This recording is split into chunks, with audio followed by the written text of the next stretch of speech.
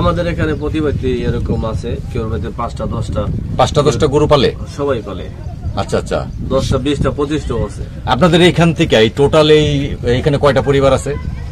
মোটামুটি 60 ঘরের মতো আছে আমরা। 60টা ঘরের ভিতরে প্রায় আইডিয়া কত কেজি দুধ যায় এখান থেকে?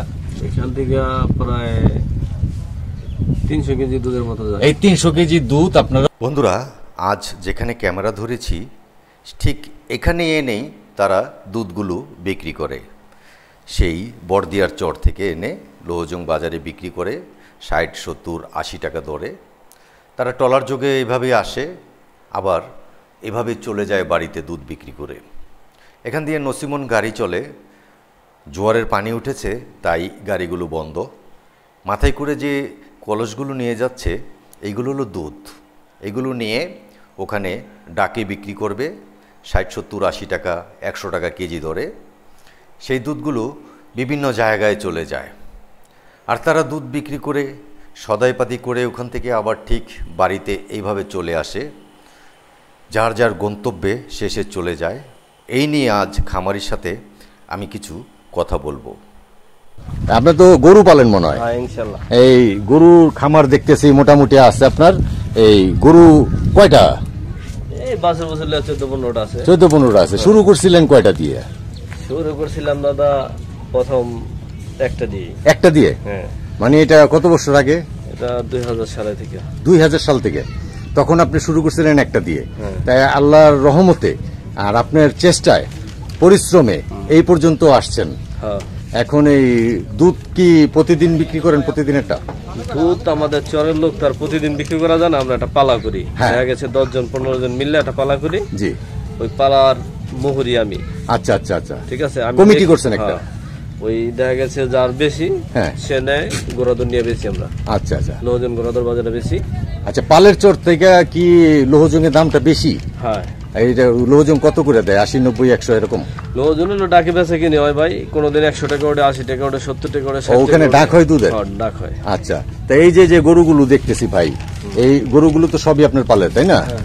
এখন এখান থেকে কি বিক্রি করেন না আর গরু? এই কোরবানির মধ্যে বিক্রি করছি। এই কুরবানিতে কয়টা বিক্রি করছেন? কোরবানিতে 2টা বিক্রি করছি। 2টা? দুইটা যে গরু বিক্রি করছেন, 2টা মাশাআল্লাহ কত বিক্রি করছেন? 2টা 2 লাখ টাকা বিক্রি করছি। 2 লাখ টাকা বিক্রি করছেন 2টা? তো এই বছরে বাছুর আসে কয়টা? বছরে 6টা গাই, 6টা বাছুর আসে। 6টা বাছুর আসে। দুধ কতটুকু পান প্রতিদিন? দুধ মোটামুটি 20-22 কেজি হইতো। তাইলে এই দুধ বেচা আপনার তো ভালো আছেন আল্লাহর রহমতে। পরিশ্রম করতে হয়, তাই না? এখন কথা হইলো কোনটা ভাই, এইগুলোরে খাবার কি খাওয়ান? খাবার এই চকের ঘাস খাওয়াই। চকের ঘাস খাওয়ান? পুরোপুরি খাওয়াই। তা তো পিওর দেশি গরু, ঠিক না? আর বর্ষাকালে কি আপনার খাবারের ঘাটতিটা হয় না? বর্ষাকালে একটু খাওয়ান কম হলে কাহিল হয়ে যায়। ওই দিনে মনে করেন চকে কলাই বলি, কালাই বলি, সমস্ত কিছু বুন্দা খাওয়াই। হ্যাঁ, গাছ রাখা খাওয়াই। তাই তখন এই যে এখন খাবার কি খাওয়ার?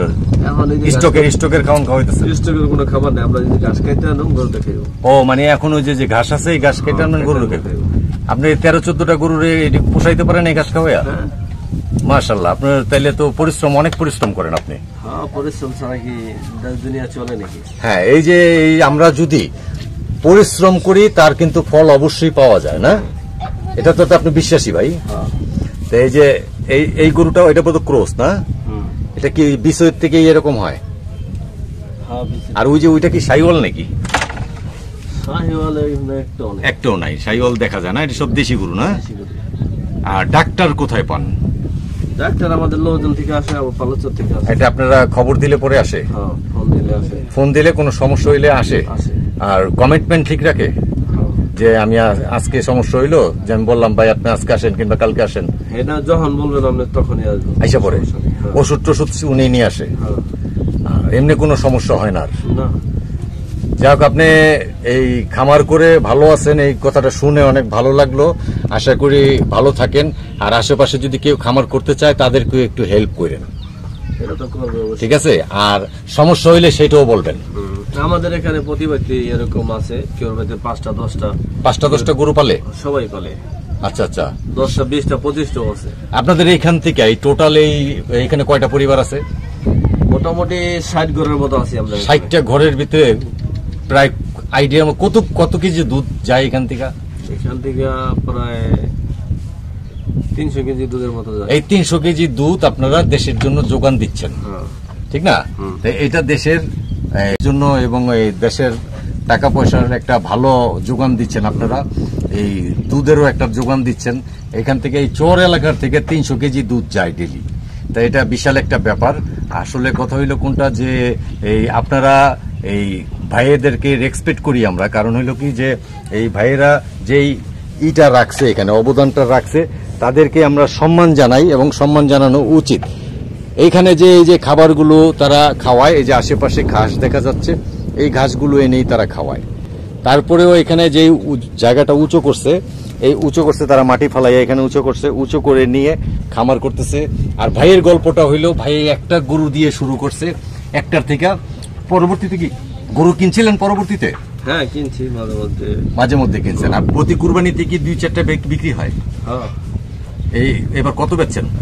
এবার দুইটা 2 লাখ টাকা বেচছি। দুইটা 2 লক্ষ টাকা বিক্রি হয়েছে। আর প্রতি বছর তো 4টা করে বাছুর আসে কম বেশি আল্লাহর রহমতে, নাকি? তা এই বাছুর এমনি কোনো সমস্যা হয় নাই তো? কত বছর বয়স হলে বিক্রি করা যায়? আমাদের চরে ছোটই বিক্রি করে আলাই আমরা। ছোটই বিক্রি করেন? এগুলো তারা নিয়ে আবার পালে? কেউ পালে, কেউ কুরবানি দিয়ে আলাই। কুরবানি ছোট গরু কুরবানি হয় না তো? এই 1.5 বছর 2 বছর হলে। আচ্ছা আচ্ছা, যখন দাঁতে আর কি দাঁত হবে তখন বিক্রি করে ফেলেন। আবার কেউ নিয়ে এটারে বড় করে পালে, তাই না? আমরা গায়ের সাথে পালি তো, চোখে ছাইরা পালি, আমরা বেশি বড় করতে পারি না। ও আচ্ছা, তার মানে আপনারা তো হাইব্রিড খাবারও খাওয়ান না? কোনো এর জন্য কোনো খাবার নেই থাকে। যাক, আপনার সাথে কথা বলে ভালো লাগলো। আবার কখনো আসলে আপনার সাথে দেখা হবে। দোয়া রাখবেন ভাই। আপনিও ভালো থাকেন, সুস্থ থাকেন। ঠিক আছে। আসসালামু আলাইকুম।